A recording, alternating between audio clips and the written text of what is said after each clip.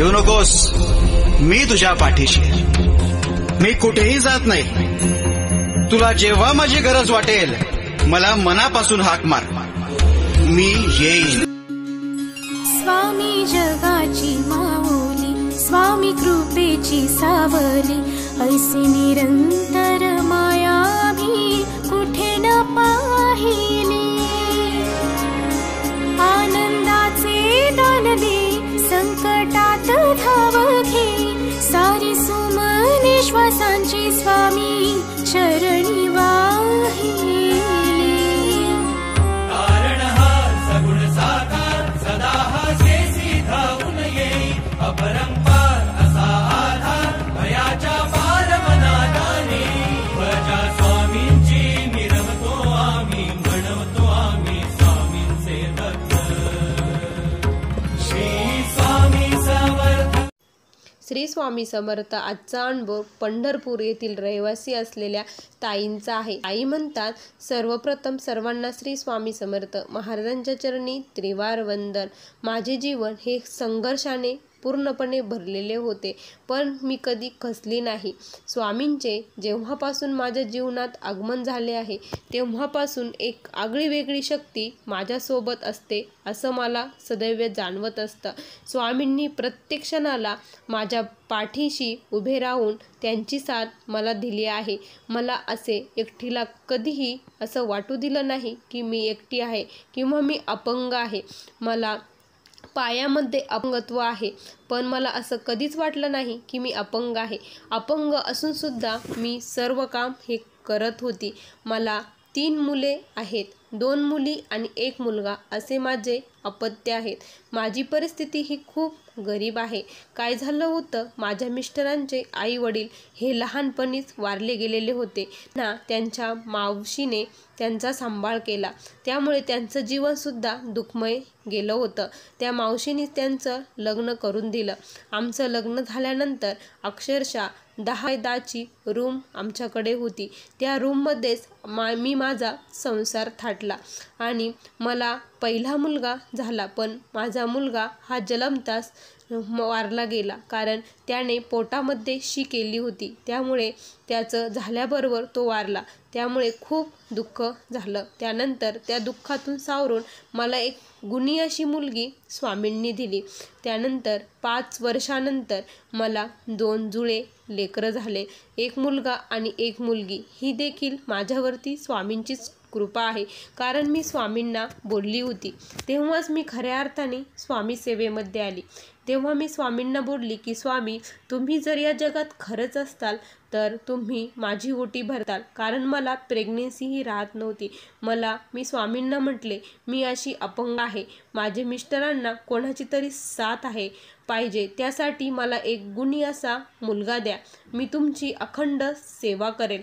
तुम्ही जर खरे असताल तर लगेच मला तुम्ही माझी ओटी भरताल. मी अशी स्वामींना मनोमन प्रार्थना केली. त्यानंतर लगेच पुढच्या महिन्यातच मला प्रेग्नेन्सी राहिली. तेव्हापासून मी स्वामींची सेवा केली. आमच्याकडे पैसे नव्हते, चेक करण्यासाठी दवाखान्यात जाण्यासाठी देखील पैसे नव्हते. त्यामुळे माझा 8वा महिना चालू होता तोपर्यंत मी एक देखील गोळी खाल्ली नाही किंवा एक सोनोग्राफी माझी झाली नाही. आम्हाला हे देखील माहीत नव्हतं की माझ्या पोटामध्ये 2 बाळं आहे म्हणून. 8व्या महिन्यात आम्ही सोनोग्राफी केली. त्यावेळेस डॉक्टरांनी सांगितलं की तुम्हाला 2 बाळं आहेत, पण त्यांनी हे नाही सांगितलं की मुलगा आहे की मुलगी आहे. मी खूप विचारण्याचा प्रयत्न केला, पण त्यांनी सांगितलं नाही. त्यानंतर स्वामींची सेवा चालू होती. स्वामी, तुम्ही जे काही करणार ते आमच्यासाठी चांगलंच करणार, असं मी स्वामींना बोलली. त्यानंतर माझे असे दिवस चालू झाले आणि मला 2 जुळे मुले झाले. सुखाचा संसार चालू होता. लोकाची धुनी भांड करणे, घरचं काम करणे, असे हे आमचं चालू होतं. माझे मिस्टर हे खरंच खूप छान आहेत, पण त्यांना दारूचं व्यसन आहे. ते व्यसन केल्यानंतर त्यांना काय होतं काय माहीत, पण सकाळी दिवसभर ते खूप छान असतात, माझी खूप काळजी घेतात. त्यामुळे स्वामींना विनंती करायची की त्यांचं व्यसन सोडवा म्हणून. माझे घरचे म्हणायची कशाला राहती, तुझा संसार होईल का? पण मी म्हटलं नाही, माझे स्वामी आहे तर माझा संसार नक्की व्यवस्थित होईल. स्वामी माझा संसार नक्की व्यवस्थित करतील. माझी आता मोठी मुलगी ही इंजिनियर झाली आहे. दोन्ही मुलं देखील खूप छान शिकत आहे. ते देखील आता जॉबला लागणार आहे. ही फक्त स्वामींचीच कृपा. त्यानंतर माझे असेच दिवस चालू होते. त्यानंतर काय झालं ना की मी स्वामींपुढे खूप रडली, खूप म्हणजे खूप. मला मागचं आठवलं, स्वामींची आरती चालू झाली किंवा काही झालं की मला मागचं जीवन पूर्ण आठवतं आणि स्वामींपुढे मी खूप रडते. कारण स्वामी जर नसते तर आज कदाचित तुमच्यासमोर मी इथे बोलत नसते. कारण माझ्या जीवनात असे खूप सारे प्रसंग आले, त्यावेळेस मला आत्महत्या करावीशी वाटत होती. डोक्यावरती खूप कर्ज देखील झालेलं होतं. हे कर्ज कसं फेडायचं, काय करायचं, काही एक माहीत नव्हतं. त्यावेळेस माझी जेव्हा मुलगी शिक्षणाला गेली होती त्यावेळेस आम्ही पर्सनल लोन, बँकेचे लोन असे खूप सारे लोन तिच्या शिक्षणासाठी काढले होते. त्याचा हप्ता भरण्यासाठी आमच्याकडे अक्षरशः 1 रुपया नव्हता. पण त्याच वेळेस काय झालं ना की माझ्या मामाचा मुलगा घरी आला आणि तो मला बोलू लागला की अगं मी तुला पैसे देतो, हे पैसे तू तुझं कर्ज भर, तुझ्याकडे जेव्हा येतील तेव्हा तू मला दे. तो माझ्याकडे जणू काय स्वामींनीच त्याला पाठवलं होतं, कारण मी स्वामींपुढे खूप रडत होती. त्यानंतर असेच झालं, माझी मुलगी ही खूप छान पोस्टला नोकरीला लागली. त्यासाठी मी स्वामींची खूप सेवा केली होती. गुरुचरित्र पारायण, स्वामीचरित्र पारायण, मोखामध्ये कंटिन्यू स्वामींचं नाव, तारक मंत्र अशा सेवा केल्या. हळूहळू परिस्थिती ही सुधारत गेली. घरात आजारपण नाही, कुणाचं दुखणं नाही, काहीच नाही. त्यामुळे जे पैसे यायचे ते साचत गेले. त्या पैशातून, मुलीच्या नोकरीतून आम्ही एक स्वतःचं आता घर घेतलं आहे. या घरामध्ये स्वामींचं वास्तव्य आम्ही केलं आहे.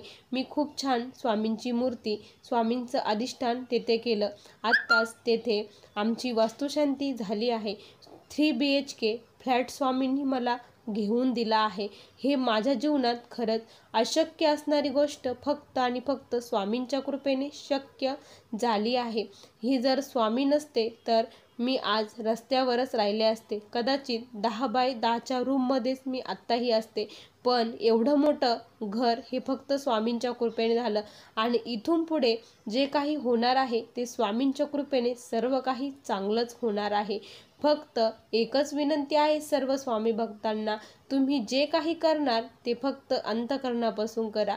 स्वामींना ते भूषणावू आहे. स्वामींना भूषणावू असे वागा. त्यानंतर मी एकच काम करायची, जे कोणी दुःखित पीडित भेटायचे त्यांना स्वामींचा राजमार्ग समजून सांगण्याचा प्रयत्न करायचे. त्यांना मी ते ऐकू नाहीतर नाही ऐकू, पण स्वामी काय, मला आलेले अनुभव मी स्वामींचे त्यांना सांगायची. त्यामुळेच कदाचित स्वामींची माझ्यावरती खूप कृपा झालेली आहे. आणि विशेष म्हणजे जो नवरा लग्न झाल्यापासून दारू पित होता तो आता चक्क दारू पित नाही. ही सर्वात मोठी स्वामी कृपा माझ्यावरती झाली आहे. ही मी किती दिवसाची स्वामींना प्रार्थना करत होती की स्वामी त्यांची दारू सोडवा, माझा संसार सुखी करा. मला ते पाहिजे आहेत. त्यांच्या साथीनेच मी इथपर्यंत आली आहे. एक जर नवरा बायकोला नसेल तर तिचं जीवन किती अवघड असतं हे तुम्ही जाणता. मला त्यांची साथ आहे, त्यामुळे मला त्यांना गमवायचं नाही. त्यांची दारू बंद करा असं मी स्वामींना कंटिन्यू प्रार्थना करायची आणि ती प्रार्थना आज माझी स्वामींनी ऐकली आहे. स्वामींच्या कृपेने माझं घर हे खूप भरून पावलं आहे. सर्व सुखी आनंदित आहे. सर्वांना माझं एकच मागणं आहे की तुम्ही जे काही कराल ते फक्त मनापासून करा. असा आलेला माझा स्वामींचा छोटासा अनुभव होता. श्री स्वामी समर्थ. बघा स्वामी भक्तांनो, किती सुंदर असा अनुभव या ताईंना स्वामींनी दिला. खरंच आघात लिहिला आहे. शून्यातून जग निर्माण केलं. जे स्वप्न होतं ते स्वामींच्या कृपेने साकार झालं. प्रत्येकाचं स्वप्न असतं स्वतःचं घर असावं, स्वतःचं सर्व काही असावं, घरात सर्व काही छान असावं. ते फक्त आणि फक्त शक्य होऊ शकतं ते फक्त स्वामींच्या कृपेने आणि स्वामींच्या सेवेमुळेच. त्यामुळे प्रत्येकाने स्वामींची सेवा ही करायला पाहिजे. प्रत्येकाने स्वामींची सेवा करा. तुम्हाला आजचा अनुभव कसा वाटला नक्की कमेंटमध्ये कळवा. पुन्हा भेटूया अशा सुंदर व्हिडिओसोबत. तोपर्यंत सर्वांना श्री स्वामी समर्थ. जय जय स्वामी समर्थ. श्री गुरुदेव दत्त.